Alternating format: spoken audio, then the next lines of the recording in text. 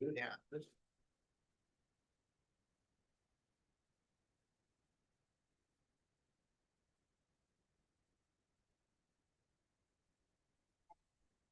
You ready? Yeah. Good morning, everyone. I'd like to call the meeting to order. This is the Hawaii Housing Finance and Development Corporation regular Board of Directors meeting for August 14th, 2025. First item is to establish a quorum, and Essa, if you could please take a roll call. Today in attendance, we have Chair Gary Mackler, Vice Chair Carol Ryman, and Directors Jason Bradshaw, Sean Sasaki, Brad Chun, Luis Salavera, and Mary Alice Evans. Okay. We have 7. We have a quorum. Before we go on, I'd like to ask our 2 directors who are attending remotely, Director Bradshaw, could you first let us know if anyone else is with you in attendance? No one else is around me. Thank you. You and then Director Salaveria. Morning, Chair. This is Louis. I am alone in my office. Okay, thank you. We do have minutes to approve. I'm sorry. I didn't see Scott. Director Glenn, is there anyone in attendance with you today?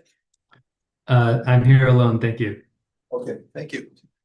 We do have minutes, annual and regular meeting minutes for approval. I'm gonna move these to the end of the meeting and give directors a little more time to review the minutes. So, before we go on to section 3, I would like to ask, Gordon come up and explain the ground rules for public testimony, as we will be taking public testimony as we work through each of the agenda items. Thank you, Chair, Vice Chair, and other members of the board. Hello to you all. These are the board's instructions for those in the public who would like to provide oral testimony at board meetings on board agenda item. Number 1, each testifier will have 3 minutes to speak per agenda item. Number 2, if testifying in person, when the chair asks for those providing testimony, please raise your hand. Number 3, all remote attendees who wish to testify will need permission to speak or share screen by clicking on the raise hand icon on your screen. Number 4, the chair will call upon each raised hand accordingly during the respective agenda item or items. Number 5, if testifying in person or remotely, when called upon to testify, please state your first and last name and provide the name of any organization you represent.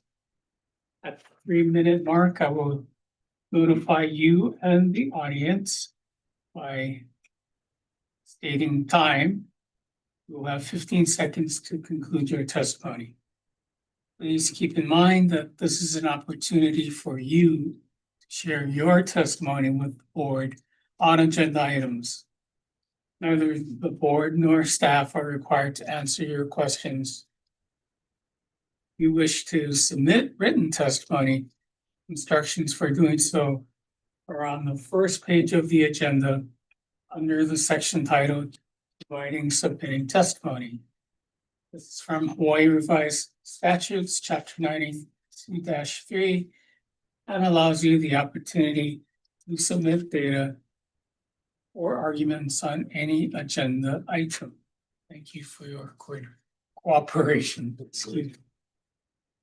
With that, I'd like to move on to section 3 of the agenda. Under A, this is a for action, which is to authorize an application for exemptions from statutes, ordinances, and rules pursuant to section 201H-38 Hawaii Revised Statutes, and approve 1, La Lima Affordable Housing LLC and WPP Hawaii LLC or other successor entities approved by the executive director as eligible developers pursuant to section 15-307-24 Hawaii Administrative Rules. 2, the project proposal, and 3, execution of development documents for the approved exemptions for the La Lima project located in Honolulu, Oahu, TMP number 19-1-015081. Is there a motion to approve? So moved. Have a motion. Do we have a second? Second. Okay, thank you. So at this time, I'd like to turn it over to staff. Cameron, I'd like to. Thank you. Good morning, members of the board. I'm Cameron Lowry of the development section, and I assisted in the preparation of this for action. The for action before you is to authorize an application for 201H exemptions for the La Lima project located in Kapolei. In August of 2024, the developer submitted an application for 201H exemptions for the proposed La Lima project.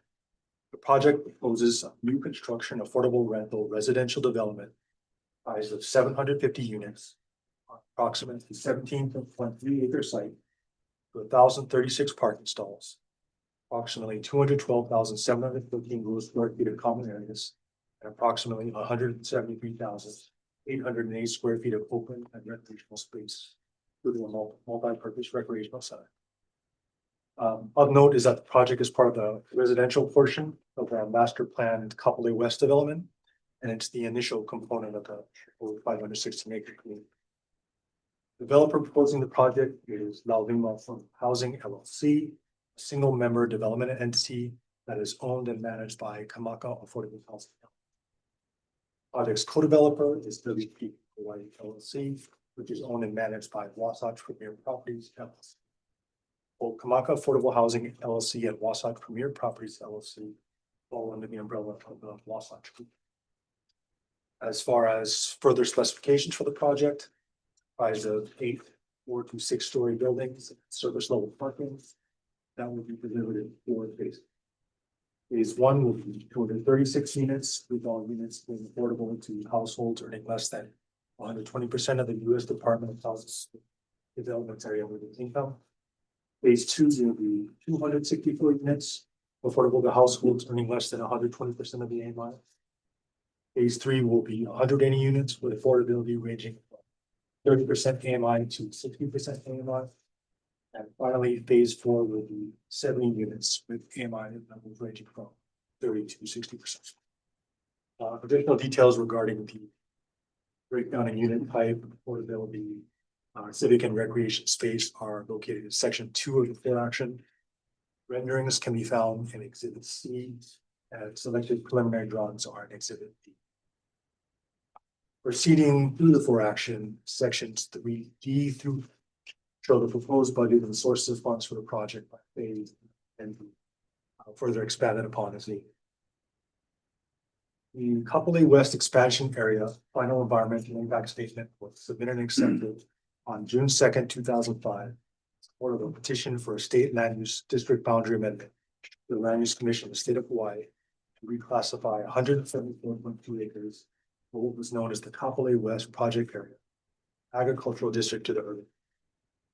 The petition was approved on April 10th, 6, and the reclassification allowed for the consolidation of the project area associated with the planned development of Kapolei West. The project site is a portion of the FAIS petition area, and the project is part of the residential component of Kapolei West. WT La Lima LLC is the master developer for Kapolei West. In the interest of clarity, the developers have stated that Tower Development Incorporated is not involved in the project, and particularly given WPP LLC is the owner for the property. And so the developer's affidavit can be found in exhibit. The developers have been active with community and agency consultation, specifically on October 23rd, 2024 and July 23rd, 2025. The project was presented and received comments at the Makakilo Kapolei Honokai Hale neighborhood board meeting.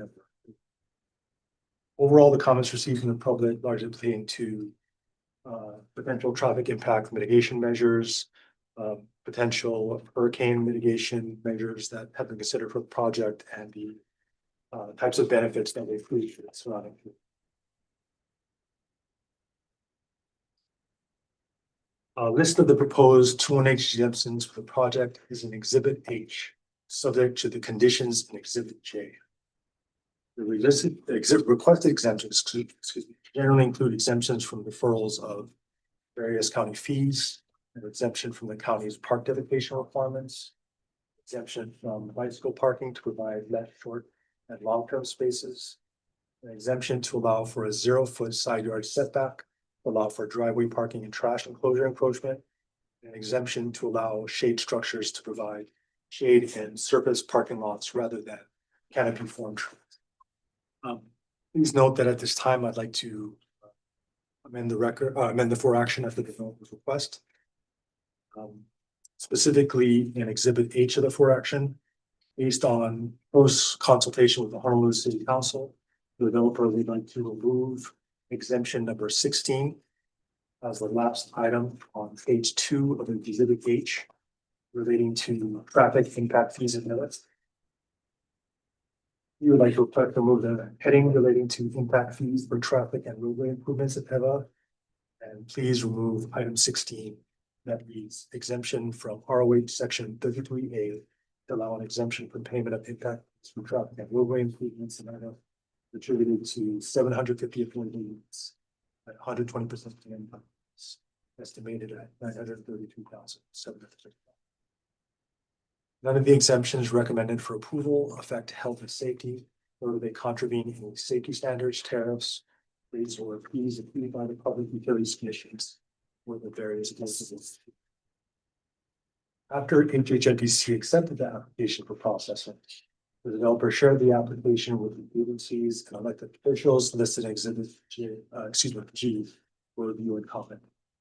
A brief discussion of some of the significant comments is included in Section 3Y of the for action, and a comprehensive summary of the comments received is listed in Exhibit F.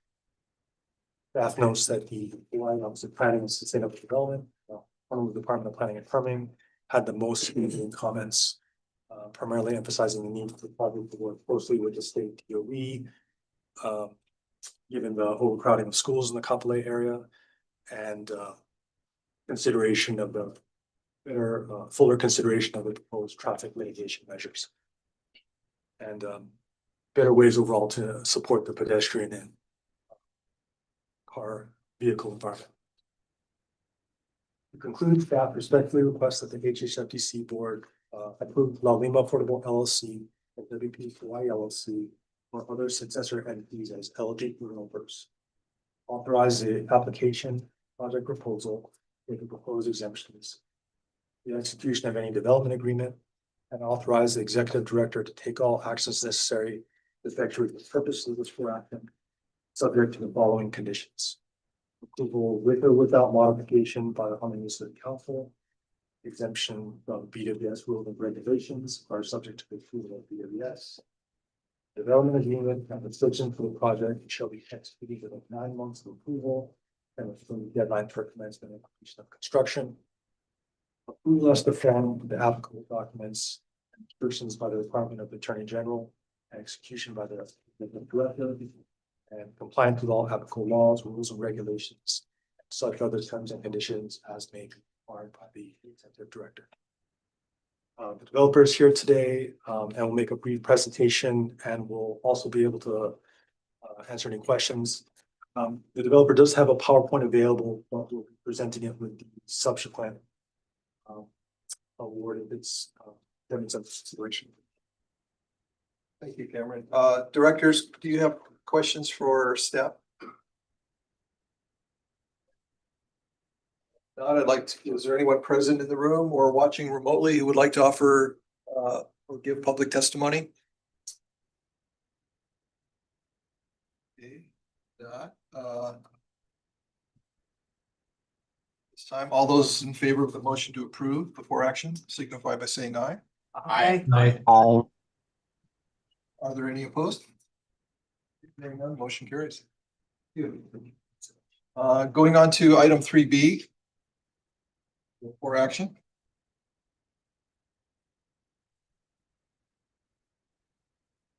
This is to approve an award of federal and state low-income housing tax credits from the state's 2025 volume cap to the Malukia project located in Kapolei, Oahu, TMK number 9-1-1-015-081. Is there a motion to approve? So moved. I have a motion and a second. Thank you. Okay, before I take this, I'll turn it over to Thank you, Chair. Good morning, Chair Mackler, Vice Chair Ryman, and other members of the board. Pleasure to be here today. I bring with you a request to approve an award of federal and state low-income housing tax credits from the state's 2025 volume cap for the Malahia project located in Kapolei, Oahu, TMK number 191015081. So a little background for the public. Under the Tax Reform Act of 1986, the Low Income Housing Tax Credit, the LIHTC program, was established to replace tax incentives for low-income housing investments. Under the LIHTC program, only a designated state or local housing credit agency can allocate LIHTC. The designated agency for the state of Hawaii is the Hawaii Housing Finance and Development Corporation. Under this law, HHFDC must publish a qualified allocation plan, a QAP, which includes criteria for evaluating and allocating LIHTC. To qualify for LIHTC, a project must meet the following general guidelines, in addition to other program requirements as mandated under Internal Revenue Code, Section 42. The guidelines are found underneath Section 2E. I won't belabor them. I think by this point, it's like being a dead horse. But under these guidelines and our QAP, the federal government feels confident in giving the state agency a certain amount of 9% LIHTC credits. So you can see that amount in Section G over here on page 2.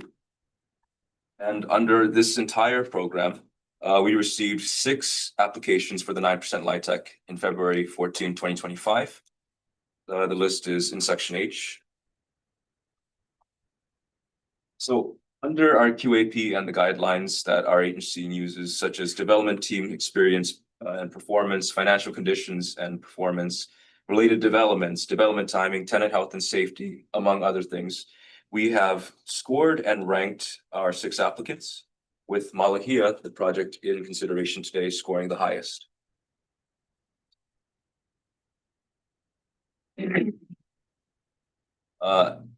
As of the July 10th, 2025 meeting, only one 9% LIHTC award has been awarded. It was to the Kehalani Apartments for the 9% LIHTC and its RHRF, while the action on the Malahia Apartments was deferred to the August 14th, 2025 meeting, which is today. I want to skip to Exhibit B with basic details for the Malahia project. But we of the finance branch feel that Malahia is an extremely good project for the agency to proceed with. Out of all of the applicants, Malahia received the highest aggregate LIHTC criteria score, including the highest score for LIHTC and HHFDC resources efficiency and the length of affordability. You can't get any more affordable than perpetual affordability. So, the third highest, it scored the third highest for project readiness, and it had the lowest cost per square foot for total construction costs. This project, the land tenure will be fee simple. It will be a new construction. Target population will be the elderly. The affordability restrictions will go up to 60% AMGI for a total of 70 units. The unit mix consists of studios to 2-bedroom apartments. And the estimated completion time is December 2026. With these facts in mind, the finance branch feels very comfortable in recommending a 9% LIHTC award for Malahia. To expand on these facts, though, we have a presentation from the developer. Great. Yeah.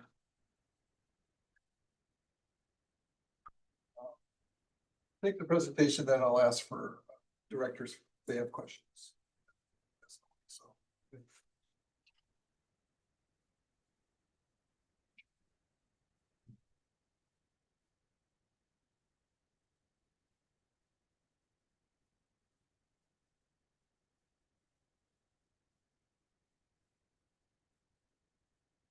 Morning, aloha. We appreciate the opportunity to be before you today and we're excited to present briefly, I guess 2 considerations that one you've already discussed, which is our application for the 201H exemptions. And then secondly, will be specifically for 70 units of the 750 total units that will be developed there as affordable, which is Malahia, which is a 9% senior community that we're proposing. We appreciate the time of the board, Chair Massler and Vice Chair Ryman, and also wanted to just briefly, this is, we've been before you a couple times, and so we wanted to mention though that we're grateful for your time. We're grateful for HHFDC's time and the professionalism and responsiveness of the staff. So thank you very much for that. My name is Kip Shepard. I'm the CEO of La Lima Affordable Housing. And with me is Jackson Shepard, who is the president of La Lima Affordable Housing. As I mentioned before, this is a 750 unit affordable housing project. All of the units will be at 120% AMI or less, with 250 of the units being at 60% AMI or less.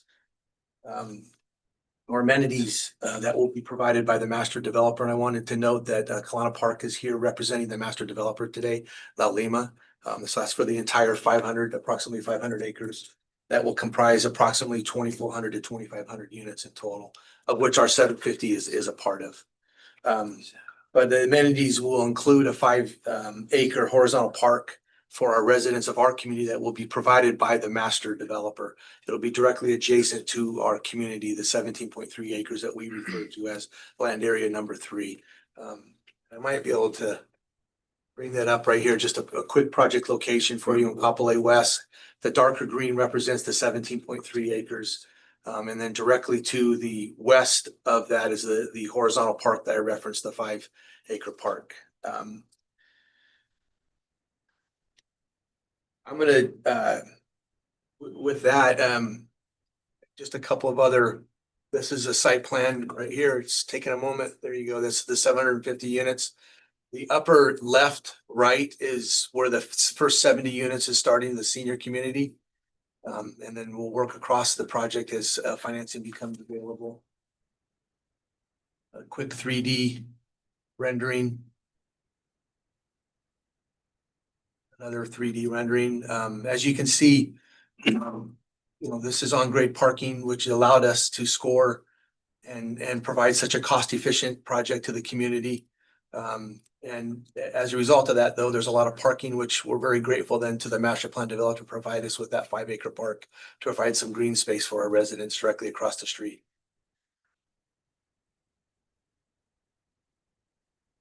Some basic floor plans for all of the 750 units. We'll kind of quickly through this and then just come to the 9% Kapuna community that we're excited to receive an award of federal credits, state credits, and then also the rental housing revolving fund today as well. With that, I'm going to turn the rest of the bounce time over to Jackson to talk specifically about Malahia.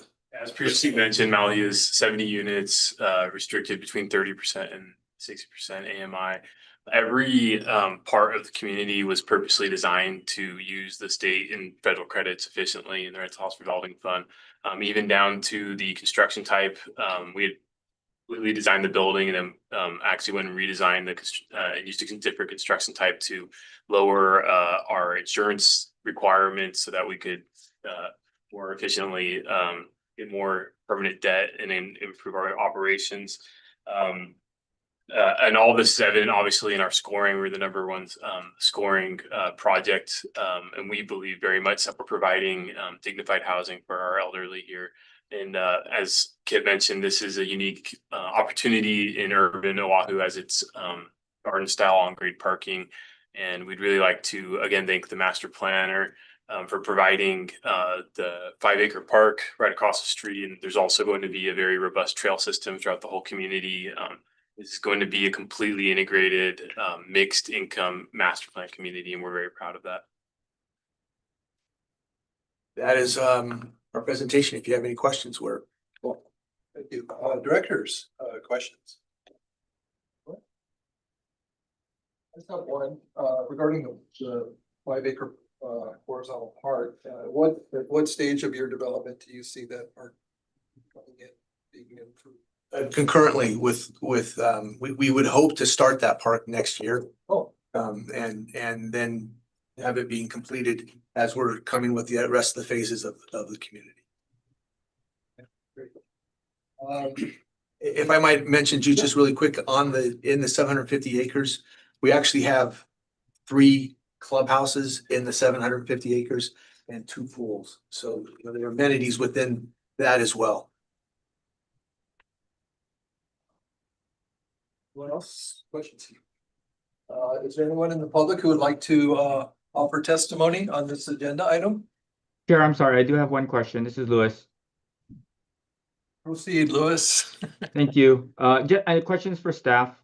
With this allocation, I think I thought I saw it in here in the presentation, but how much more at cap do we have for 25 if we do this approval? We're carrying over about a million in cap, in 9% LIHTC. Okay. After this award. I just want to reiterate, at the previous meeting, there was a discussion on this point, and the scoring for the applicants in the 9% round this year, there was a large gap between so of the 6, there was a large gap between the top 3 and the bottom 3, and for other considerations, the third applicant, we couldn't proceed with that project. So we're just carrying forward more 9% LIHTC for possibly for more awards essentially in 2026. Okay. So it's, because we got applications of about 10 million in 25, right? If I'm reading the document. So we had 10 million worth of applications for 9%. So some of these projects are going to carry over into 26. Is that the expectation? Yes. When they meet our main criteria for more readiness, Okay. Thank you, Chair. Welcome. Anyone else with questions for staff or for the project representatives? Okay, if not, call for the question. All those in favor, say aye. Aye. Any opposed? Hearing none, the motion carries. Thank you very much for that. Thank you.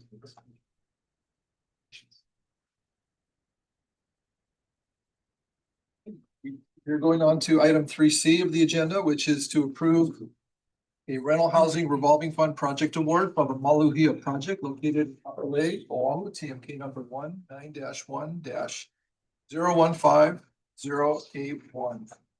Do we have a motion to approve? Second. Second, okay. Turn it back over to Jimmy Nguyen. Aloha, Chair Mackler, Vice Chair Ryman, and others and members of the board. Long time no see. I bring with you a second request for today's board meeting to approve a rental housing revolving fund project award for the Maluhia project located in Kapolei, Oahu, TMK number 191015081. So as you know, the Maluhia project is the applicant is Maluhia Apartments LP. It will be located in Kapolei, Hawaii. The land tenure is fee simple. Project type is new building. It will target the elderly. It will have a length of affordability in perpetuity, and it will consist up to 70 units of studio to 2-bedroom units with project amenities, as Jackson and Kipling have said, including a community meeting room, an elevator, unit amenities, a range, refrigerator, air conditioner, dishwashers, high-speed internet, a washer and dryer hookups, and maybe more. On February 14, 2025, the Maluhia Apartments LP submitted a consolidated application on behalf of the Maluhia project. In the request, it consisted of a 2.1 million in 9% LIHTC for the federal and state LIHTC, and 8.466116 RHRF loan request. As you know, we have awarded the 2.1 million in 9% LIHTC, and so today this request is for the loan amount of 5.9 million. So a lot of good news with that. This applicant spent a lot of time negotiating with your finance branch on their RHRF award, and with their gracious help, I believe Kipling said he had to talk to 70 different investors. He brought down the land price, and with that, he lowered his request for the RHRF amount. I just wanted to point that out to really highlight that this developer is firmly committed in constructing affordable housing for Hawaii. And they're willing to work in good faith with the agency to ensure that costs are reasonable to, to us. And so that is why today I bring with you the recommended loan terms.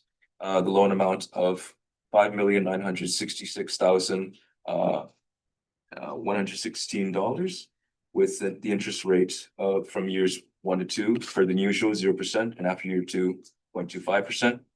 The origination fee of 0.5% of the loan amount. This loan is expected to mature in 49 years. With the repayment schedule being repayments of 75% of available cash flow after year 2.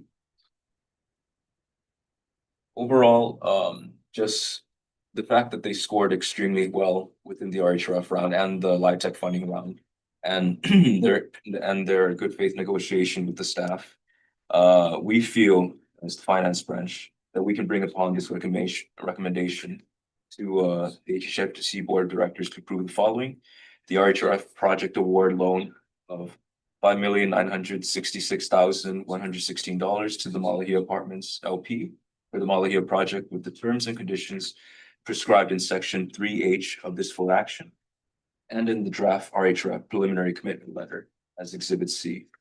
Subject to the following: 1, authorization and approval by the governor for the proposed project and the release of RHRF program funds as mandated under chapter 15-311 Hawaii Administrative Rules.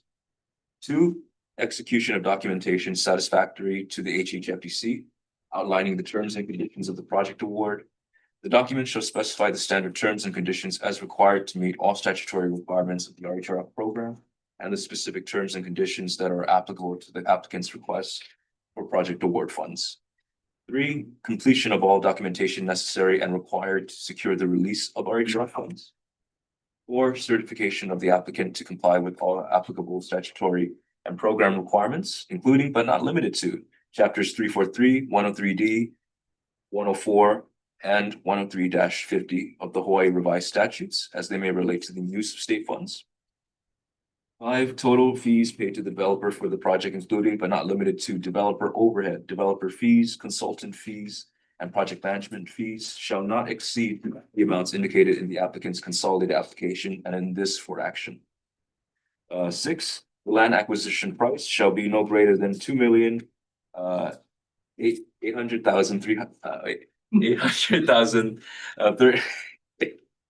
I'm sorry, I didn't have my coffee today. $800,000, $34,488, and number 7, subject to the availability of RHRF program funds. And finally, we bring this recommendation to authorize the executive director to undertake all tasks necessary to effectuate the purposes of this for action. Any questions? I can answer the questions, but Sure about that? 100% sure. Okay, directors, do you have questions for Mr. Wynn? Yeah, is there anyone in the public who would like to offer testimony on this agenda? There's no public testimony. With that, I'll call for the question. Those in favor of the motion, say aye. Aye. Aye. Any opposed? Hearing none, the motion carries. Thank you. Got some copies on. I'm excited. Chair, I think I was muted too, but just wanted to make sure for the record, I said aye. Oh, okay. Thank you, Director Glenn. Okay, that brings us to item 3D of the agenda, which is to approve resolution number 215, which provides for official intent with respect to the issuance of Hula-May multifamily tax exempt revenue bonds, and 2, reservation of low-income housing tax credits for the Malia project located in Honolulu, Oahu. TMK numbers 12-4-004, 046, and 078. Motion to approve. So move. And then we have a second. Okay. Staff. Morning. Good morning. Good morning, Chair, Vice Chair, members of the board. My name is Ryan Morita. I'm a finance specialist. I'm here to present the requested award for 4% loan housing tax credit and Hula-May bond issuance for the Malia project. For this recommendation, the applicant and developer is Holly Malia Triple LP, which is a JV between Tradewind Capital Inc. and Stanford Car Development LLC. The project is situated on almost 3/4 of an acre, or roughly 32,000 square feet, and located in Honolulu County on the corner of Pequoy and Young Street. There are 246 units, one manager unit. Type is studios, 1, 2, and 3 bedrooms. The project will consist of a 23-story high-rise building with notable amenities such as a community room, a fitness center. The project will target families at the 60% and below AMI, or area median income, and it has a 66-year affordability period. The total development cost for the project is estimated at approximately $148 million. The project is part of the 2025 funding round and has requested the following: $6.78 million in annual federal and state LIHTC for the non-volume cap pool, a $79 million tax exempt bond from the Hula multifamily bond program, and $33.85 million loan from the Rent Housing Revolving Fund, or HRF. I'd like to particularly special note that the applicant worked with staff to reduce the original RHRF request by almost $6 million, helping to preserve very valuable state financial resources.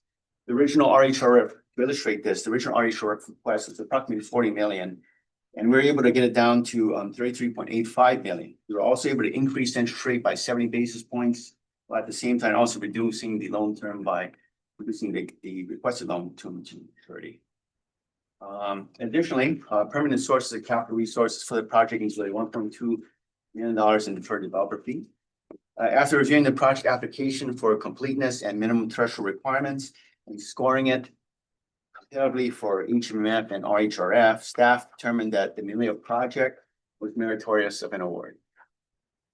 From a readiness standpoint, the project has a Chapter 343 exemption from HHFDC that was published in the environmental notice on January 8th of this year.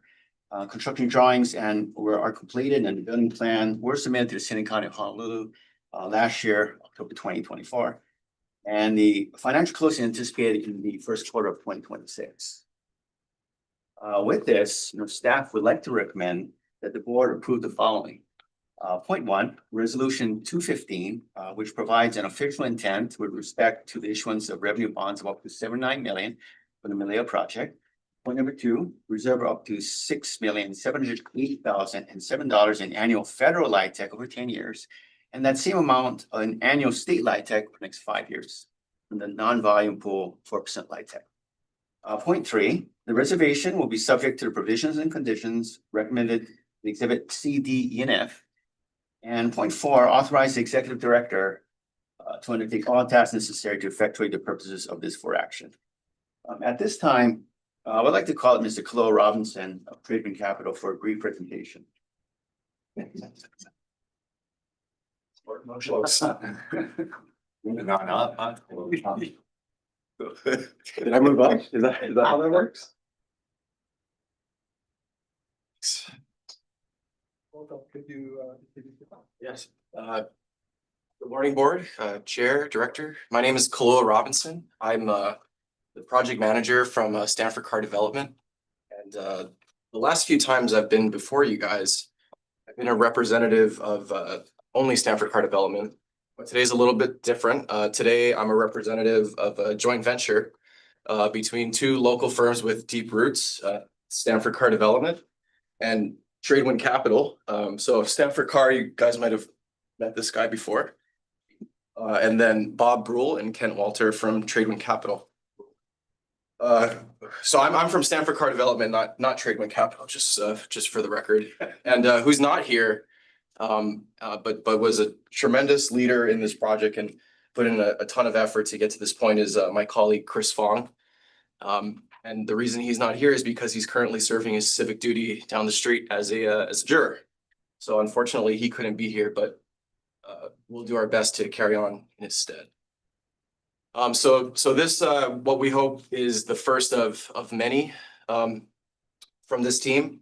Our mission together is to deliver as many affordable housing units as quickly as possible, and the experience that our partners over at Tradewind Capital bring to the development industry is something that's going to benefit all of our friends and family for years to come. So with respect to the project, before you, Melia, our partners collected about 32,000 square feet of land in an ideal and central location for affordable housing.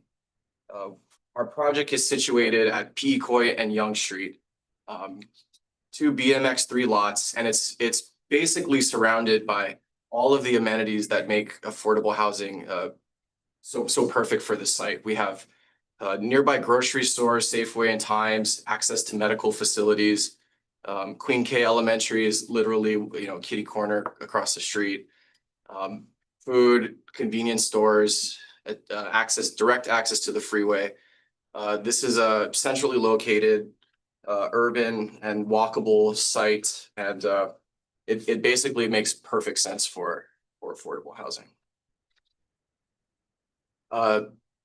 After our partners acquired the site in 2017, it was under a ground lease, and in March of 2024, the ground lease came back to them. The property quickly slid into disrepair, and if you've driven up Pequoy in the last year or so, you've probably noticed a change. The property was covered with foliage. The structures there were dilapidated, and our partners made the decision to tidy up the site, take down the dilapidated structures.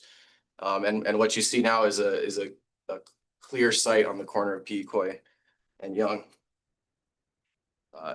So then after taking care of the land, forming the team, we got to work planning.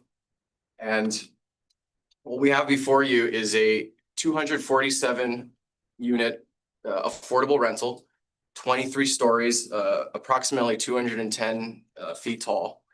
We got a 1-to-1 parking ratio, which is really remarkable for this site. 30,000 square feet is not a lot of room, and owing to the expertise that we've developed over the years in trying to be as efficient as possible, especially with tunnel form construction, we were somehow able to squeeze 247 rental units and a 7-story parking structure with 243 stalls in it on 32,000 square feet.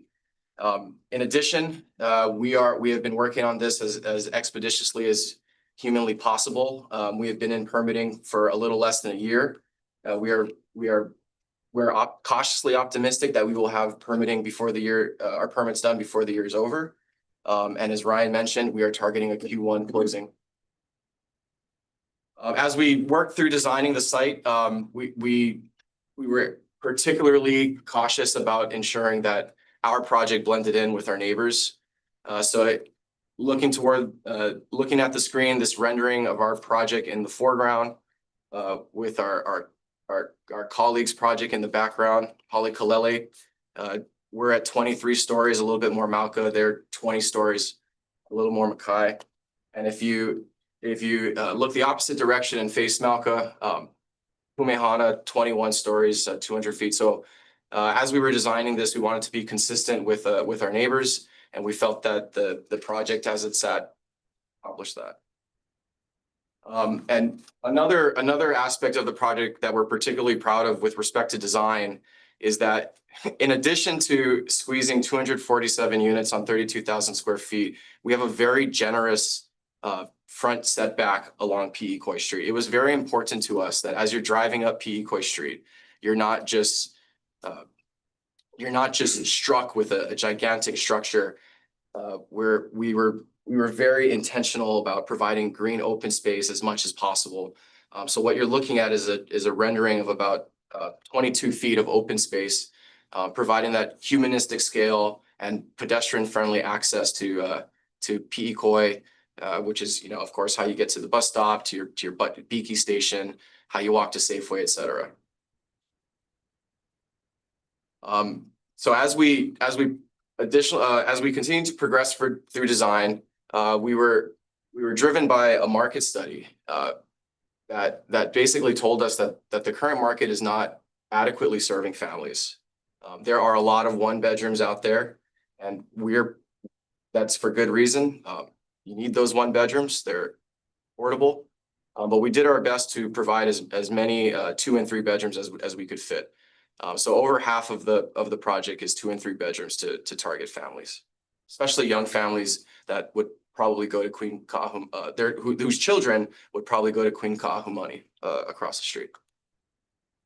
So again, owing to that study, what we found is that generally speaking, there's not a lot out there in the way of 2 and 3 bedrooms, especially the 3 bedrooms. So the market right now has about 30% 2 bedrooms. I think we're at about 50%. And we did our best to not make these units ultra tiny. A 922 square foot 3 bedroom is competitive with the market, as is a 715 square foot 2 bedroom and a 520 square foot 1 bedroom. Again, owing to our expertise and our lessons learned from our previous projects, we've learned some skills and some tips and tricks that allow us to provide for a higher quality of life in the way of larger square footage and volume without having to sacrifice efficiency.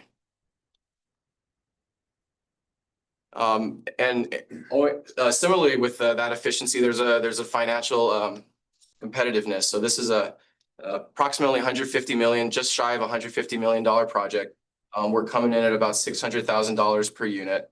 We didn't know this until after we had a chance to review the 4 action, but looking in number 6 of the 4 action, it turns out we were financially competitive too.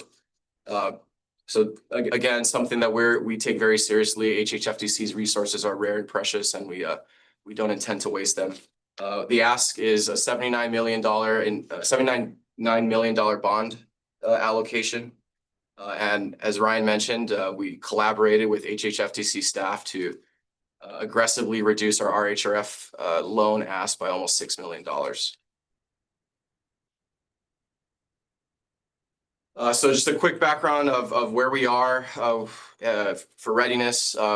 We have secured all of our discretionary entitlements, including our 201H and 201H resolution and our EA exemptions. We've been in building permits for a little less than a year, and again, are optimistic that we could receive those building permits before the end of the year.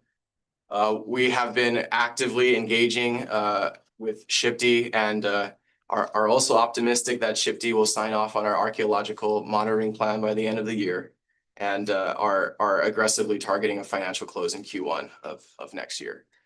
For the whole time that we've been working on design, we've also been working on constructability and have been in continuous discussions with our construction partners over at Hawaiian Dredging. So all of that said, we're very grateful to be before you, to be considered for an award. And we look forward to delivering on our mission, which again is to just build as many affordable housing units as humanly possible and as quick as possible. Thank you. Any questions? Thanks for the presentation. Directors, questions? Anyone in the public would like to give testimony? This is your opportunity. If not, all those in favor of the motion to approve, say aye. Aye. Aye. Are there any opposed? Hearing none, motion carries. Agenda item is 3E, which is to approve a rental housing revolving fund project award for the Melia project located in Honolulu, Oahu, TMK numbers 12-4-004-046 and 0780. Is there a motion on the floor? Second. There's a second. We'll go back to Ryan, please. Thanks again, Chair. So this is the corresponding RHRF award for the same project, the Melia project, in the previous 4 action. As shared, the project was part of 2025 funding round, where requested resources including 33.5 million from the rental housing revolving fund. Staff reviewed the project's application and minimum threshold requirements and scored the project under the RHRF criteria and deemed the project meritorious for an award. With this, staff would like to make the following recommendations. That the HHFDC Board of Directors approve the following. Award the project and RHRF award amount of $33,851,645 to the Hale Melia LLP for the Melia project with the terms and conditions prescribed in this 4 action, and furthermore, subject to the following. Point number 1, Authorize and approve approval of the governor for the proposed project and release of RHRF program funds as mandated under chapter 15-311 Hawaii Administrative Rules. Point number 2, execution of documentation satisfactory to the HHFDC outlining the terms and conditions of the project award. The document shall specify the standard terms and conditions as required to meet all statutory requirements of the HRF program. Point 3, completion of all documentation necessary and required to secure the release of RHRF funds. Point 4, certification of the applicant to comply with all applicable statutory and program requirements as they may relate to the use of state funds. Point number 5, total fees paid to developer for the project, including but not limited to developer overhead, developer fees, consultant fees, project management fees, shall not exceed the amounts indicated in the applicant's consolidated application and for action. Point number 6, the availability of RHRF program funds. And finally, authorize the executive director to undertake all tasks necessary to effectuate the purposes for action. Thank you, Ryan. Directors, do you have any questions for staff? Anyone in the public who would like to give testimony on this agenda item? Not all those in favor of the motion to approve, say aye. Aye. Any opposed? Hearing none, the motion carries.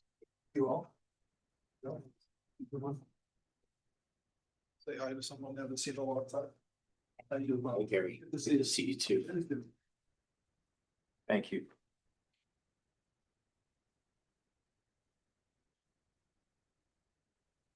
All right, we're going on to item 3F, which is the agenda, which is to approve an increase to the low-income housing tax credits reservation for the Lima Ola Apartments project located in LA, Kauai, TMK number 4-1-013-002 and 045. Is there a motion? Second. Have a second? Have staff to. Yeah, good morning. Good morning, Chair Mackler. Good morning, Vice Chair Riemann. Other distinguished members of the board. I'm Tina Morita. And this morning I'm bringing to the board a request to approve an increase to the low income housing tax credit reservation for the Lima Ola Apartments project located in Ele, Kauai. Tax map key numbers 4-2-1-013-002 and 045. Lima Ola Apartments is a project located at 408, 428, and 470 Kahuna One Street in Ele, Kauai. The project, which is being leased from the County of Kauai, has 84 residential units and 1 manager unit. 40 units are available for elderly households, while 44 residential units are available for families. Lima Ola Apartments has reached and is maintaining 100% occupancy since April of this year. HHFDC is currently processing the project's request for LIHTC form issuance. Lima Ola Apartments was originally awarded on January 12, 2023 with a 4% LIHTC award of $2,351,132 annually for 10 years for federal LIHTC and for 5 years of state LIHTC. The project also received a bond award from the County of Kauai. On June 4th, 2025, Lima Ola Family Partners LP submitted a request to increase the existing federal and state LIHTC awards by $26,448 per year to $2,377,580 per year for 10 years for the federal credits and 5 years for the state credits. The increased request was evaluated by staff, and the project shared that the total development cost increased by $387,788 since the time of award. To cover the net increase, the project increased its senior debt and deferred a portion of its deferred developer fee. This increase in LIHTC would allow the project to align its final development costs and the resulting eligible basis. Given the current facts and circumstances, the staff recommends that the HHFDC Board of Directors approve an increase to the annual federal LIHTC from $2,351,132 to $2,377,580 over a 10-year period, and an increase in annual state LIHTC from the same $2,351,132 to $2,377,580 over a 5-year period from the non-volume LIHTC pool, which is the 4% LIHTC pool. Subject to the LIHTC provisions and conditions outlined in the original award for action dated January 12, 2023. And to authorize the executive director to undertake all tasks necessary to effectuate the purposes of this for action. Thank you very much. Thank you, Tina. Directors, do you have questions for staff? Is there anyone in the public who would like to offer testimony on this agenda item? Hands going up. Okay, if not, all those in favor of the motion to approve, say aye. Aye. Aye. Any opposed? Motion carries. Thank you. So at this time, we're gonna take a 10-minute recess. We'll be back shortly.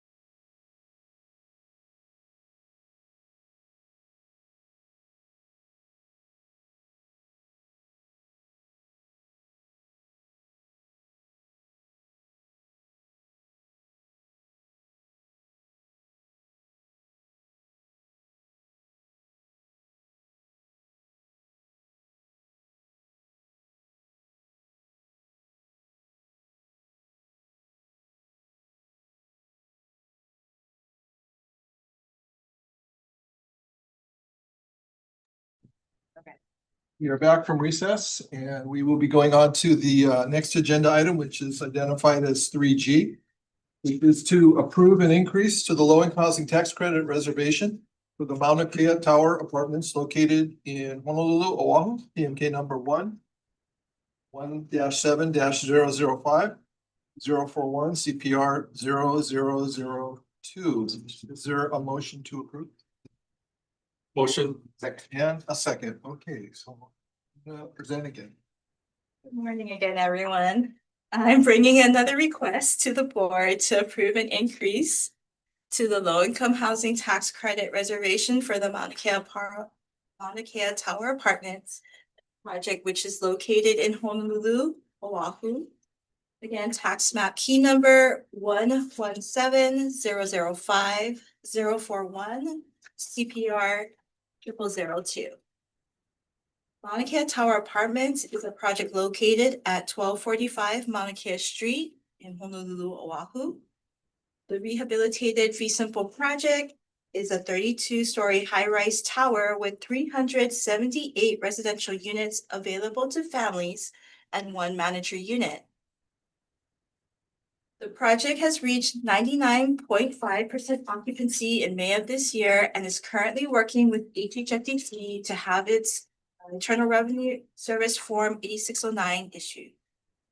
In addition to receiving a bond award from the City and County of Honolulu, Mauna Kea Tower Apartments was originally awarded a 4% LIHTC award of $7,510,568 annually for 10 years for federal LIHTC and for 5 years for state LIHTC on March 9, 2023.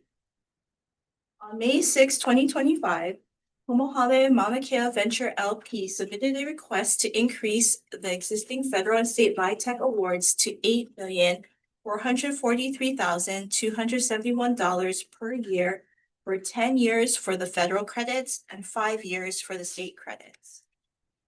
This increase was evaluated by staff, and the project shared that the total development costs increased by approximately $13.4 million since the time of award. The project secured $11.7 million more in LIHTC equity and netted approximately $1.6 million in capitalized loan proceeds and bond interest income to cover the increase in total development costs. This increase in LIHTC would allow the project to align its final development costs and the resulting eligible basis as needed. Given the current facts and circumstances, the staff recommends that the HHFDC Board of Directors approve an increase in annual federal LIHTC from $7,510,568 to $8,443,271 over a 10-year period, and an increase in annual state LIHTC from $7,510,568 to $8,443,271 over a 5-year period for the non-volume pool, subject to LIHTC provisions and conditions outlined in the original award for action dated March 9, 2023. And to authorize the executive director to undertake all tasks necessary to effectuate the purposes of this for action. Directors, questions for staff? There. Yes, Director. Yeah. This is a 50-year-old.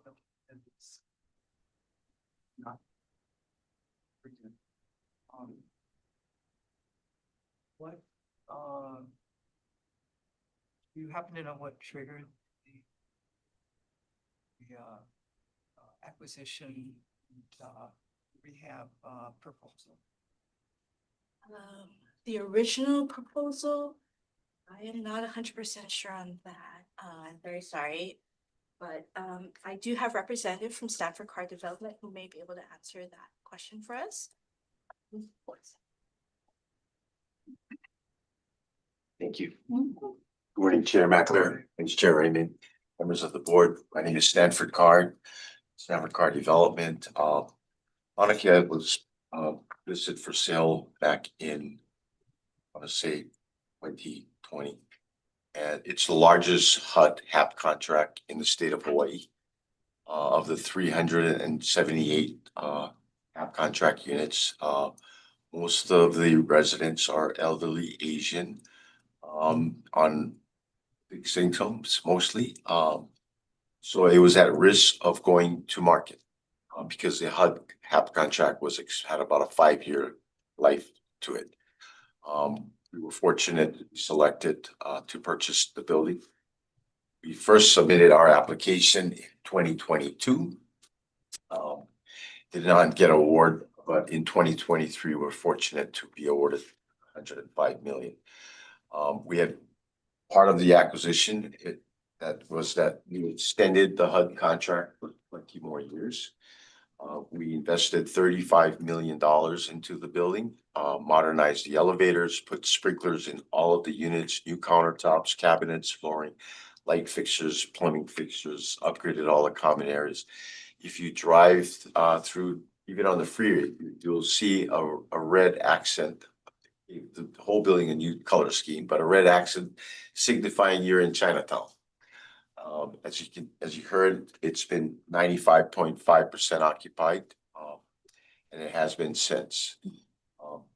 This is an unusual request, and let me just give you a little bit better background on this, so there's a better understanding why the delta in the finance comes. So we had additional costs in relocation of $1 million something, about 2.4 million elevator modernization.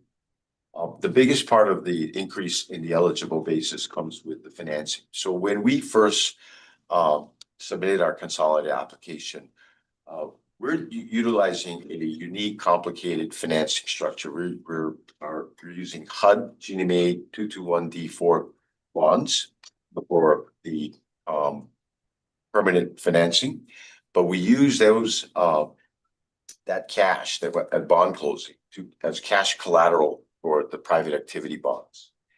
So it's a short-term cash collateralized transaction, which enables us to price the private activity bonds based on the 3-year money market data index, which used to be as low as 1%. So it wasn't significant enough to add it to the eligible basis. Starting from 2022, though, yields peaked at 4%.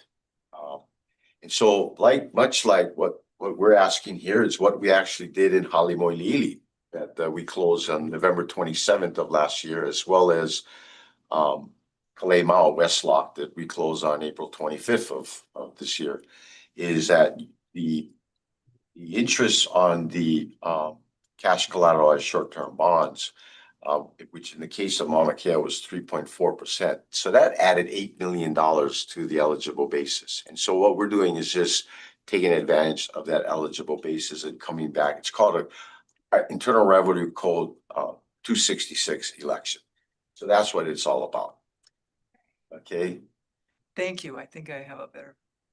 So once David apprised me that he's doing a presentation for information only with respect to bond recycling. So here's a project where with the issuance of the 8609, that $105 million of bonds that we use, and primarily to meet the 50% test on the 4% program, comes back, and you can redeploy that and recycle like bonds for another project. So it's a great way to maximize and optimize the use of these precious PAB bonds. Okay, thank you. Thank you. Zephyr, is there any other questions, directors? Not, is there anyone in the public who would like to give testimony? Hearing none, all those in favor of the motion to approve, say aye. Aye. Aye. Any Aye. opposed? Hearing none, motion carries. Thank you. Next agenda item is 3H, information on the Hawaii Housing Finance and Development Corporation Private Activity Bond Recycling Program. Morning, Chair, Vice Chair, members of the board. David Roy, Housing Finance Manager for HHFDC. I'm just gonna give the board some information on our upcoming private activity bond recycling program. So just some background. So HHFDC is the primary agency responsible for issuing tax exempt private activity bonds, or PABs, as you may see them referenced, to projects that meet state and federal affordability requirements. Now, each year, the IRS sets a cap on the amount of PABs that can be issued nationwide. For 2025, we received the federal small state minimum of $378 million. Now, of this amount, 50% is allocated to the state. And in 2025, the Department of Budget and Finance assigned all of the state's share to HHFDC for multifamily and single-family housing. However, in our 2025 consolidated application funding round, which is where we are right now, HHFDC received 35 applications requesting over $1.7 billion in PAB financing, which for my math is nearly 10 times our actual allocation that we received. So this is a growing gap that we have between the actual demand for private activity bonds and what is actually available. And this has created a significant barrier to developing affordable rental housing. To address this challenge, the legislature passed two key measures. Now, Act 25 of 2024 amended the state law to allow HHFDC to implement a private activity bond recycling program within the federal rules. This past session, 2025, Act 253, authorized HHFDC to secure up to $300 million in revenue bonds during the current biennium to operate the program as a line of credit. So what I wanted to do next was sort of explain high-level overview of how bond recycling works. Well, the way it works is basically the issuing agency, whether it be HHFDC or a county, issues tax-exempt bonds for a qualified rental project. Now, these bonds are repaid or redeemed within 4 years, often through a prepayment or refinancing, which is what Stanford mentioned is going to happen on the Mauna Kea Tower next year. We identify the repaid principal, and that principal that's repaid is eligible for the recycling program. The challenge with this program is that within 180 days, 6 months of repayment, that amount has to be reissued to a new project as tax exempt bonds for another qualified rental project. Now, one caveat of this is that while it doesn't require any new volume cap of the amount that I mentioned, it doesn't count towards the 50% test in 4% LIHTC. So in order to get this program up and running, and we have engaged CFX Incorporated as our program administrator and technical partner. They will help us design and manage the tracking, compliance, and redeployment systems for this program. Hawkins Delafield and Wood LLP will provide our legal counsel to ensure that all IRS and state and federal tax law compliance is being followed. So I just gave you the structure. Again, I want to go over some of the limitations and also some of the opportunities that can come with this. Again, the recycled bonds do not count towards the 50% threshold for 4% LIHTC. However, there's a lot of strategic benefits that this does provide. You know, this is still tax exempt financing, so the cost to borrow is less for developers than it would be out in the market. It extends the usefulness of our cap without needing more federal or state allocation, which is something that's not in the state's control. It provides, again, a new tax exempt funding source for projects that don't use 4% LIHTC. Such projects would be our tier 2 mixed income projects, workforce housing, and true mixed income development. So the opportunity for lower cost tax exempt financing is created through this program. And it's the low cost gap financing that can be paired with new volume cap in order to keep projects costs down. So if a project is already using LIHTC, they've met their 50% test, but they need additional financing, they can use this to cover their gap as a lower cost source of funds. So for our implementation timeline, we expect to have our first recycling opportunity in mid-2026 with the Mauna Kea Tower redemption. So right now, CFX and the HHFDC staff are working on, we're going to secure a short-term line of credit to bridge repayments and ensure timely issuance. This requires the state to prepare an RFP, which has been completed and will be posted and sent out within a week. The line of credit is a requirement for the bond recycling program. If you want more information on how that works, I can do another for information to you because that's another topic in itself. We're creating procedures to identify the eligible projects early. We are building a real-time tracking and notification system for repayments and coordinating with our trustees and original bond issuances. So in summary, the PAB recycling program is going to be a critical new tool to stretch our limited bond application and improve financing flexibility. You know, while it cannot replace the need for new volume cap, which is always there to activate 4% LIHTC, it's going to allow us to maximize every dollar available to support affordable and workforce housing. We are very thankful today to have Ben Medorsky from CFX online with us today. Again, our program administrator. He's joining us remotely to answer any questions, or Ben, if you're there, if you had anything you wanted to share with the board about CFX and the program. I think you're on mute. Okay. Hi there. Thank you, David. I turned my camera on. I don't know if I have that permission, but hopefully you can all hear me. I'd just like to, sorry, clicking one more thing here.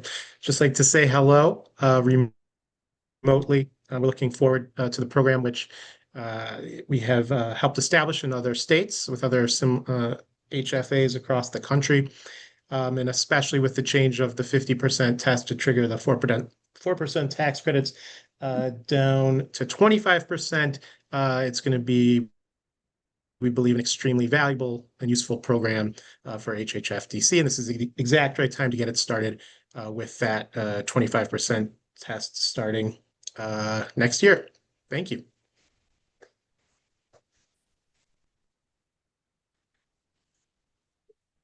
Okay, let's open it up for questions. Directors. I'm curious about the 6-month window and the deployment of the funds within that time frame. Are there best practices that have been implemented in other jurisdictions that allow for that's a tight time frame? Yeah, allow for that. Yeah, thank you, Director Sean. Yeah, it's a very tight time frame, and that's one of the caveats of the program that makes this even more of a challenge for other states. What it comes down to, from what we've discussed, Executive Director and I have discussed with other states, is really the resources, the time that would need to be committed to it. You know, we've seen HFAs that have staffs of 3-4 people doing this as a full-time job all the time.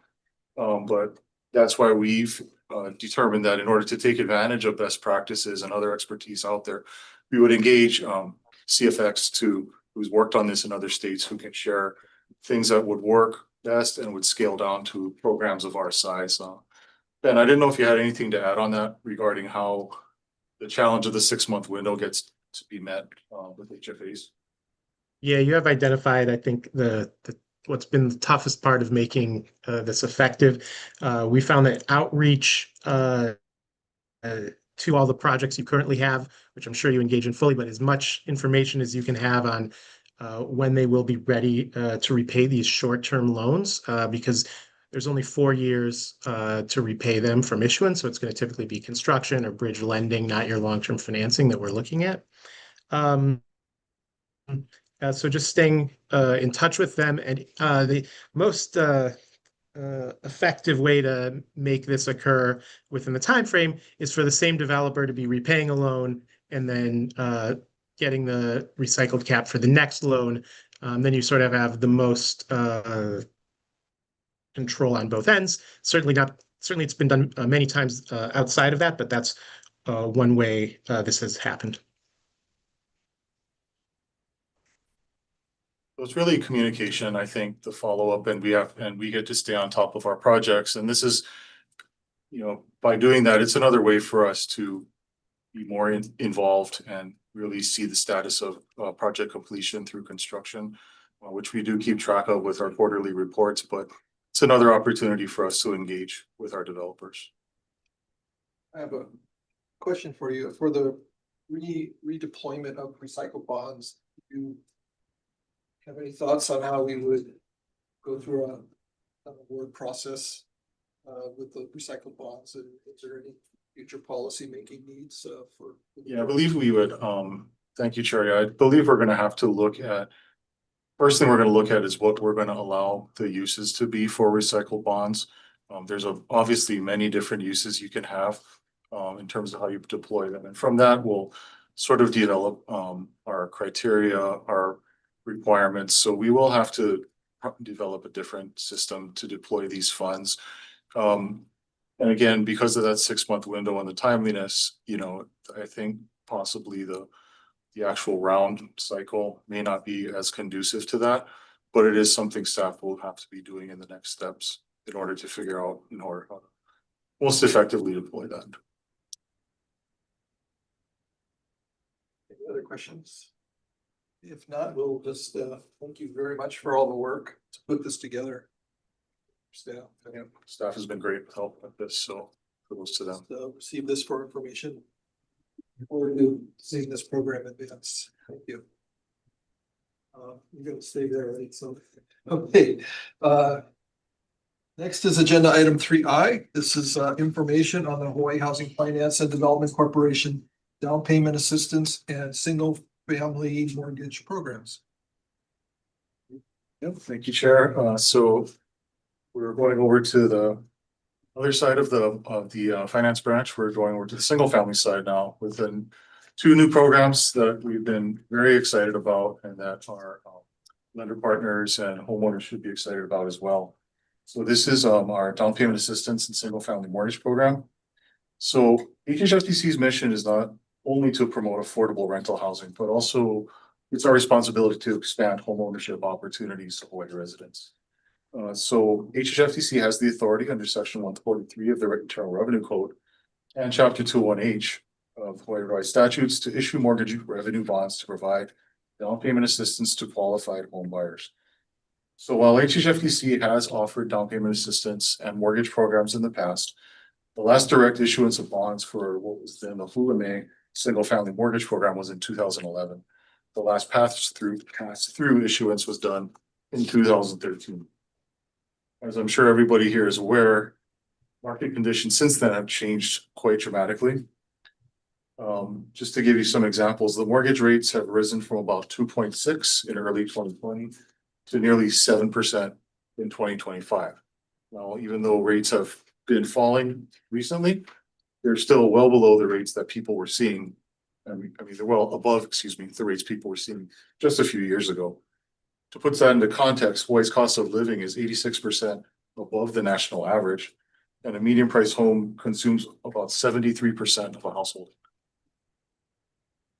These conditions have sharply reduced affordability, obviously, and increased the urgency to restart programs for home ownership opportunities. So on November 7th, 2024, the governor gave preliminary approval for issuing up to $160 million in revenue bonds for single family. On May 6th, 2025, Raymond James and Associates was selected through a competitive procurement process as the co-senior manager of our new programs, and also as the lead book runner. Bank of America Securities, Barclays Capital will also be co-senior managers. On July 8th, we selected U.S. Bank Trust Company to serve as trustee. And on August, in this month, the program selected the Money Source as the master servicer, and HDS Companies is going to be our program administrator. Weekly coordination meetings with the Department of Budget and Finance, Bond Council, and other stakeholders mentioned above began in June 2025 and are ongoing to ensure the timely and coordinated rollout. So some details on what we have so far with the program. The program will be delivered through a statewide network of participating lenders. In order to support program branding and emphasize that these are newer offerings, the programs have been tentatively named the Haleakala Single Family Mortgage Program and the Haleakala Down Payment Assistance Program. Some details on the Haleakala Mortgage Program. These will be 30-year fixed rate loans with or without down payment assistance. There is a first-time home buyer requirement with limited exceptions. IRS income and purchase price limits will apply. The expected rate for these mortgages is expected to be around 50 basis points below market. These will be FHA, USDA, Fannie and Freddie loans pooled into Ginnie and Freddie and Fannie Mac securities. The Haleakala Down Payment Program will be a deferred zero interest second mortgage up to 4% of the first mortgage principal amount. These will be repayable upon sale, transfer, refinance, or maturity of the loan after 30 years. And these can be used either on their own as down payment assistance or in conjunction with the Haleakala mortgage. To put into context some of the income and purchase price limits, which are the sort of the guardrails of the program. So for 2025, Honolulu County has a $152,000 combined income limit for 1 to 2 persons, $174,000 a year for 3+ persons. The purchase price limit for the home will be $809,000 as of 2025.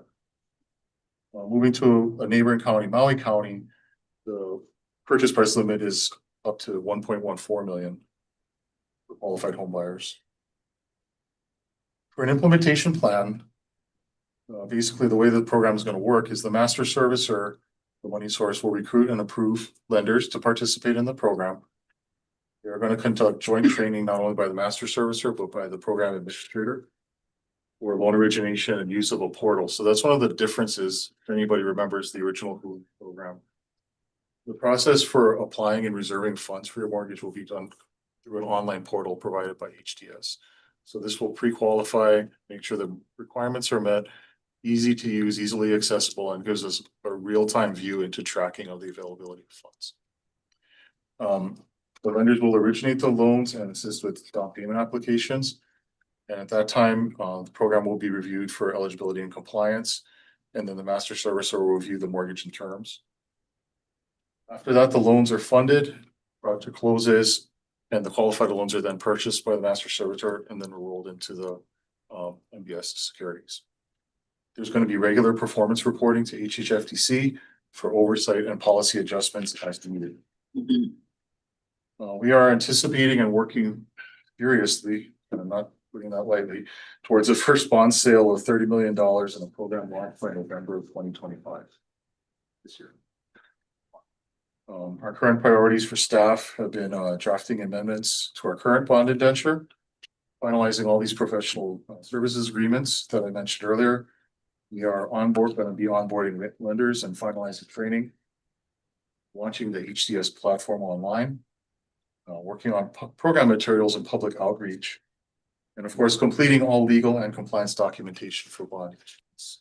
So I'd like to commend the single family staff for all their work on this.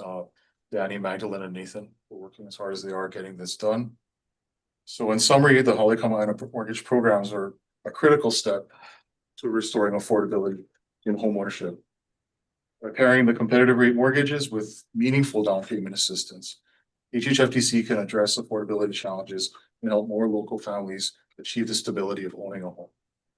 I'm fortunate to have with us today Alexis Fouquet in the audience from Raymond James, as well as Mark O'Brien joining us online remotely from Raymond James to answer any questions the board may have. I'm not sure, Mark or Alexis, if you wanted to say some words to the board, introduce yourselves. Sure, I'm happy to start and then Mark can take over. Good morning, board chair and executive director. Appreciate working with HHFDC staff who have proved themselves to be extremely capable in restarting this program, which is nearly like starting it over from scratch. There's a lot of things that have occurred in the last dozen or so years that have changed in the housing market, as well as with single family mortgage revenue bonds. And so we're in the process of ensuring that we're pretty much catching up to times.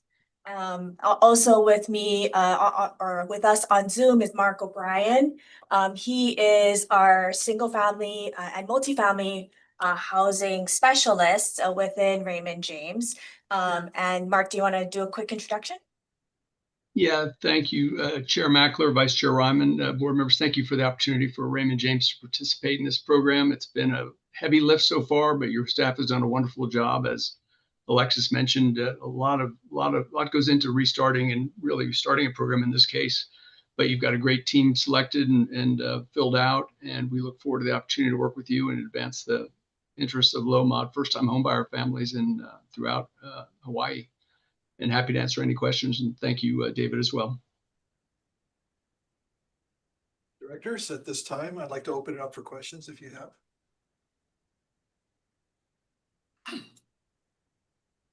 No questions? Anyone in the public like to offer testimony?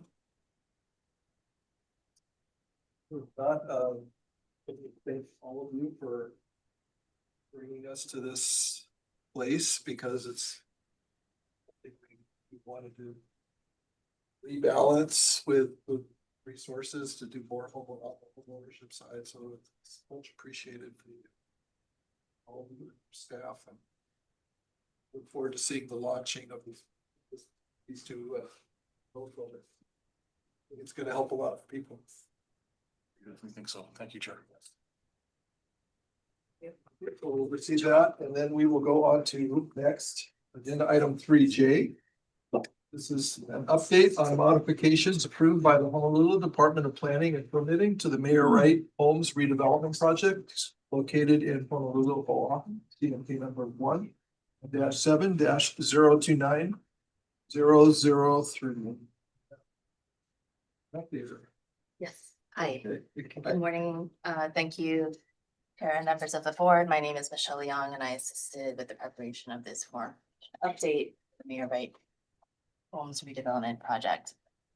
So I'll just be providing a brief overview of the project, a summary of the project approvals this for, and explain why we felt an update via this for information was needed. So the proposed project will include affordable rental and affordable and market leasehold or sale residential units, as well as community and commercial space, and will be constructed at the site of the current Mayor Wright development, which is owned by Hawaii Public Housing Authority. Overall, the project will total 2,448 dwelling units and will be built in 10 buildings over 4 phases. So on January 11th, 2024, the HHFDC board approved the 201H exemptions for the project via a floor auction. In addition, the project was also processed under the governor's third proclamation relating to affordable housing to allow the 201H exemptions to be approved by the Department of Planning and Permitting, or DPP director, in lieu of the Honolulu City Council. On February 8th, 2024, DPP approved the 201H exemptions for the project via a memorandum of record. This 2024 DPP memo is included in Exhibit A in this for information. On March 14th, 2024, staff presented a for information to the HHFDC board to discuss the differences between the 201H exemptions as approved in the for action and those as approved in the 2024 DPP memo.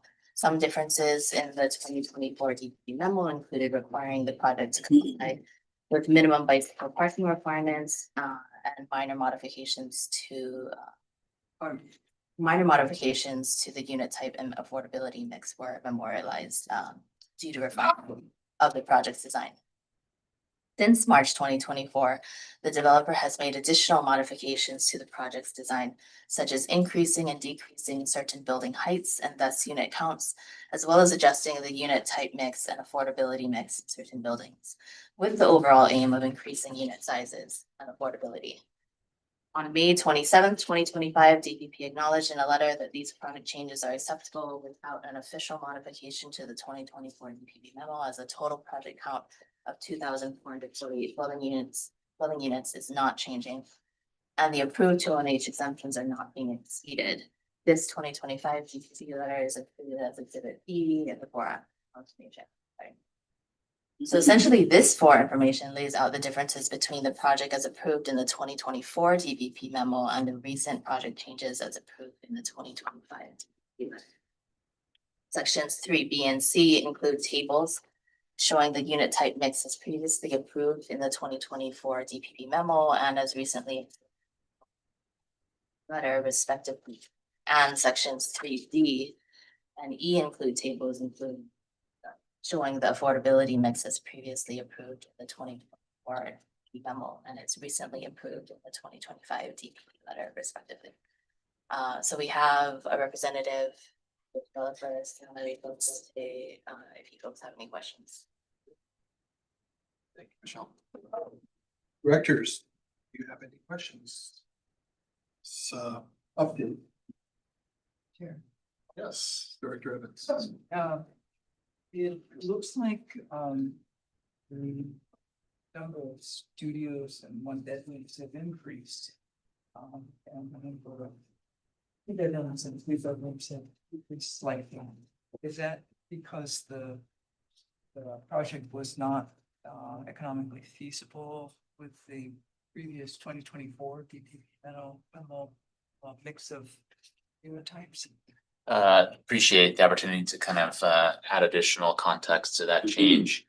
I think as we kind of reshifted some of the unit count from 1B to the rest of the master plan, for the time being, it's just being a little bit conservative on the unit mix that we're going to offer as we continue to kind of flush out the rest of the master plan. I think going forward, it'll likely be that as each phase gets developed and we have to kind of reanalyze each tower as the QAP gets reissued, we'll likely have to go back and amend the unit mix. So I wouldn't say that, this is necessarily a final unit mix. It's kind of more of a placeholder for the time being. Likely, I foresee, as the next few phases get kind of finalized and we bring, civil and structural to kind of really understand the constructability of each tower, we'll likely come back and amend and have a, larger concentration of 2s and 3s in practice. So thank you, because I think I was looking at both tables and so it does appear that I misstated changes, but thank you for the explanation. Anyone else have questions? Anyone in the public wanting to give testimony? If not, we'll appreciate the update, Michelle. Thank you. Thank you. Okay, just before we go on to the director's report, I'd like to go back up to item 2A, which is approval of the annual meeting minutes from July 10th, 2025. Can I ask a question? Both approval. Is there a second? Second. Discussion and proposed changes or revisions? If not, all those in favor, say aye. Aye. Thank you. And next is the regular meeting minutes of July 10th, 2025. Is there a motion to approve? You have a second? Second. We have a second. Any discussion? Not all those in favor, say aye. Aye. Thank you. Okay, with that, we'll go to section 4 of the agenda, which is a report by the executive director. Dean. Chair, my apologies. I'm gonna have to jump off here. Thank you. Thank you very much. Bye. Thank you. Aloha, everyone. Thank you, Chair, members. Been a busy past month. The finance practice has been very busy, as you can see from the work that David and his team are doing. A lot of commendable work. So a lot of credit to what they're doing for not just awarding projects, but also standing up several new programs. I traveled earlier this month to the National Council of State Housing Agencies, their executive directors workshop. And chance for all the executive directors from all the different states to get together and talk about what we're each doing. And of course, a big topic was impact of what we call the big bill and how that affects the LIHTC program. Two significant changes. One is that it increases the amount of 9% credits by 12%. So basically what that means is currently we're able to finance between 100 and 150 units per year. With this 12% increase, we can probably finance about 12% more units, so 12 to 18 more units a year. So it's not for us, not a big game changer, but it can help. We heard that we're carrying over about $1 million this year, and that's because our cap is relatively small. So to finance another project, that's $1.5 billion, well, we don't have that funding. So with this additional cap, it might help us to finance, say, one more project in the coming years. The bigger change, though, is a reduction of what's called the 50% test, 25%, or 4% credits. As you know, 50% of the eligible basis must be funded by private activity bonds. Bill amends this requirement to 25%. So you can see projects coming in with fewer requests for private activity bonds. So that will stretch our bond cap. Big question is, though, what's going to fill that gap? Because right now the stack looks like, you bonds, you have tax credit equity, and in most cases, it's housing revolving fund that fills the gap. If we take away the bond, reduce the bond amount, 25%, what fills that? You know, it's not just gonna be tax credit equity. And it'll be tough for rental housing revolving fund to fill that gap. The private bond recycling program, which David spoke about, seems to be what other states are identifying as that gap filler. So it's good that we have a head start working on that. But as mentioned, timing is gonna be very critical using bond recycling to fill that gap. So it's good overall that we're gonna have more flexibility, private activity bonds, and be able to issue less than 50% for projects, but it'll be very challenging for us as developers in identifying what the additional source of financing will be to fill that gap. Also, I just got back last week from the state's housing delegation to Washington, DC, and Vancouver. I went along with Director Glenn, who also attended the delegation, along with several members of our Senate, county representative, and housing advocates. We toured developments in the Washington, DC area and Vancouver area. And just very briefly, we saw a model that's being used in Montgomery County, where basically the county puts in equity, becomes an equity owner of the project.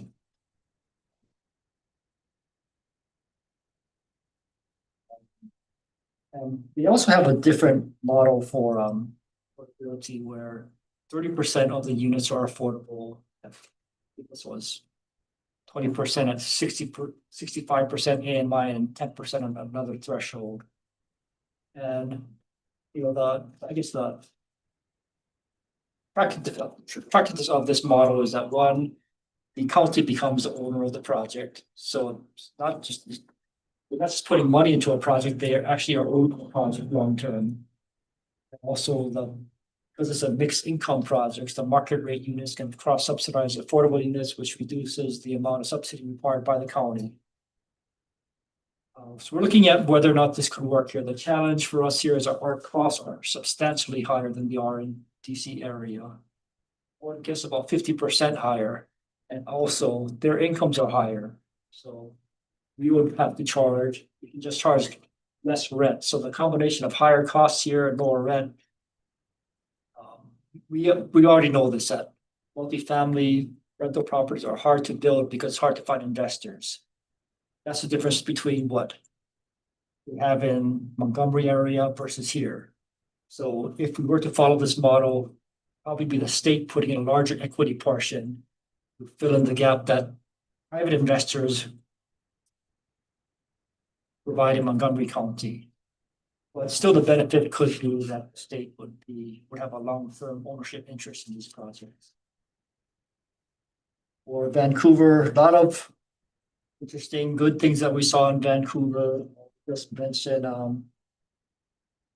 one very interesting thing that we saw was what's called the BC Builds program, where I think it's at the province or at their higher governments, but going to a state level, they're expediting development by basically streamlining the process. You know, as the typical development process, you go from a concept to planning, design, financing, permitting, and then you start construction. That takes 3 to 5 years.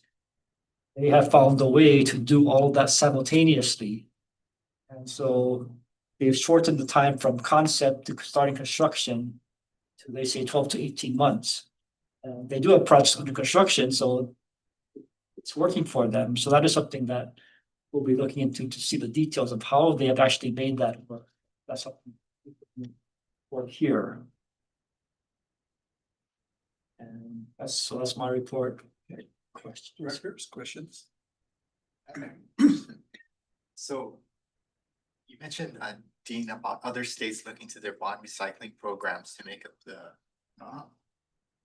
possible difference in the capital stack that would occur with the change in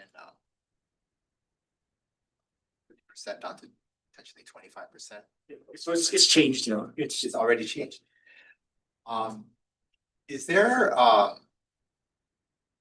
an expectation or understanding that we have the critical mass, or will have the critical mass in the way of bond recycling to make up that kind of a change here in the islands? I mean, seems like our numbers aren't that big or big enough to necessarily achieve that, but I don't know if I think we'll just have to see, you know,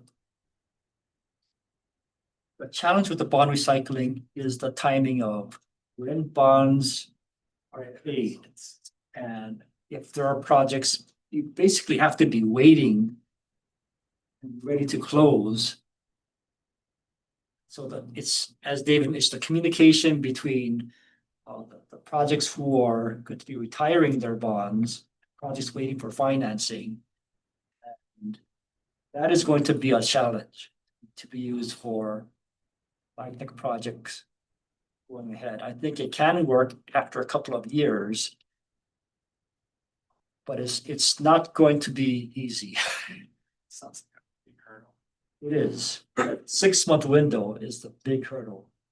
So there have been attempts to extend it to a year because, yeah, 6 months, you basically have to have a permanent project who are just waiting for these recycled bonds to come in so they can close.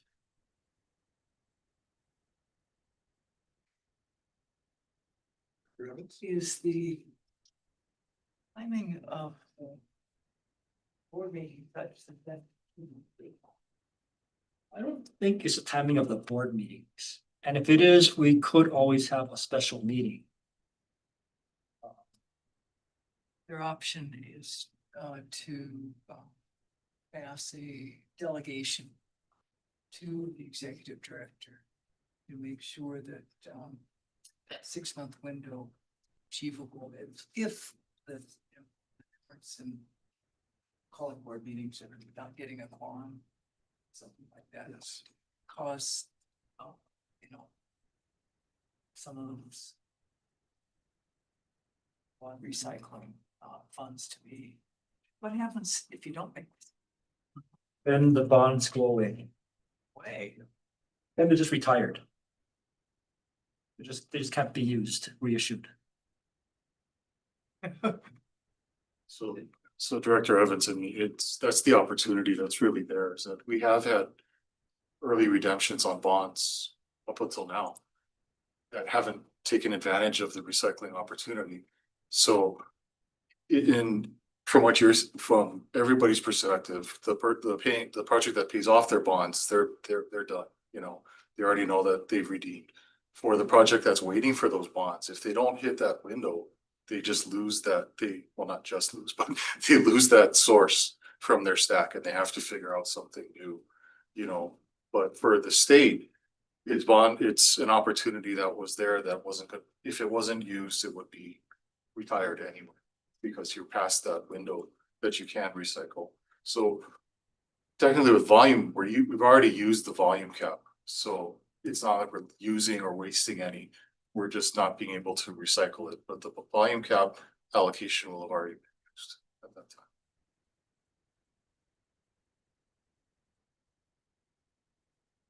Okay, Sorry, Chair, there was a power surge here. I don't know if you guys lost quorum when I, whatchamacall, accidentally dropped off. search. Oh, we're okay. Oh, okay, good. Any other questions for Dean? Anyone in the public would like to give testimony on the director's report? Hearing none, we'll move on. Thank you. We are now at adjournment, so can I have a motion to adjourn? So moved. Second. Okay, all those in favor? Aye. Aye. Okay, thank you all. Thanks, everyone.